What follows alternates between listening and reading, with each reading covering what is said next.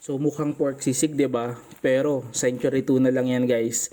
At pwedeng-pwede ito sa mga health conscious at syempre pangpulutan at pang-ulam. So kaya guys, tara samahan niyo ako at magluto tayo ng sisig. So una, tinanggal lang natin yung sabaw ng ating century tuna. So huwag niyo itapon yung sabaw. Masarap yan. Pwedeng pang sabaw yan sa kanin. Tapos i-sear lang natin yung ating century tuna hanggang medyo ma-toasted. So pwede na yan ganyan. Tapos ilagay lang natin siya sa mixing bowl. Tapos ilagay na natin yung ating sibuyas, siling pula at siling berde. Tapos mas masarap kung may chicharon kaya maglalagay tayo.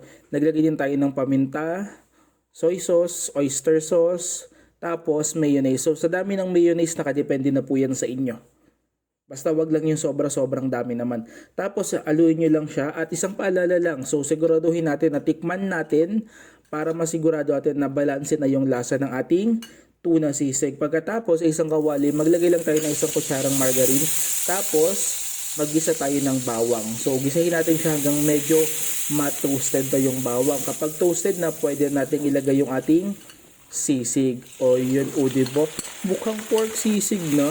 Hindi mo sabi na century tuna lang yan, diba? Yan, pagkatapos, syempre, hindi kukumpleto kung walang itlog ang sisig, diba? So, maglagay tayo ng 2 itlog. Tapos, maglagay tayo ng chicharon pa. O yan, diba? So, guys, kung nagustuhan nyo to, try nyo natin. Napakasarap.